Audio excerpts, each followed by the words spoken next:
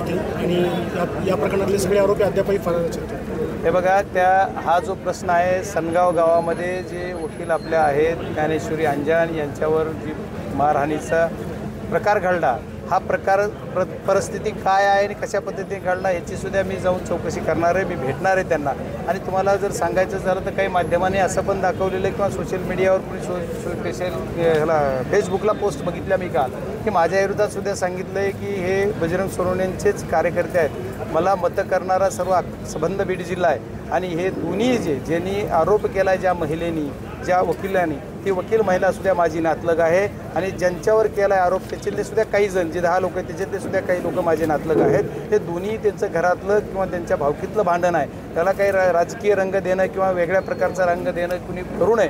आणि आता माझ्यावर आरोप करताना ती जी वकील महिला आहे त्यांना तुम्ही विचारा, ती माझी नातलग आहे, त्याच्यामुळे मी तिला मला असं कसं सांगू शकतोय का? किंवा काय पण लोकांना काय बोला वाटतं मला माहीत नाही, त्याची शहानिशा करायची नाही आणि कुणी काहीतरी फेसबुकला पोस्ट टाकायची, कुणीतरी काहीतरी, मी त्याच्या आधार तुम्ही सर्वजण मीडियावाले सुद्धा ते फेसबुकचा आधार देऊन हे करताय। त्याच्यामुळे माझी विनंती अशी आहे की या सर्व गोष्टी आहेत, सरपंच फोटो माझ्याबरोबर तर प्रत्येकाचा आहे। आता इथे जेवढे कार्यकर्त्याला मी ओळखत नाही, पण मी ती सरपंच आहे, ती माझे नातल्याच आहेत आणि ज्या वकिलांना मारहाण झालेली आहे त्या सुद्धा माझ्यातल्याच आहेत। पण ती सत्य प्रकार काय आहे हा सगळं बघितलं पाहिजे। त्यांच्या गावातल्या काही लोकांनी काल बाईट पण दिलेल्या, त्यांच्या गावातली भूमिका, त्यांच्या भावकीची भूमिका थोडी वेगळी आहे। हे काय राजकीय भांडण नाही, जातीतलं भांडण नाही, ही त्यांचं, पण या महिलेला ज्यांनी कुणी मारला असेल त्याचा निषेधच केला पाहिजे आणि मी निषेधच करतो। त्या महिलेची बाजू स्ट्रॉंगली सर्वांनी घेतली पाहिजे, त्या महिलेला सपोर्ट केला पाहिजे, तर केलाच पाहिजे म्हणणारा मी कार्यक्रम। धरती करण्यात आली आहे, कृष्ण आंधळे अद्यापही फरार असेल।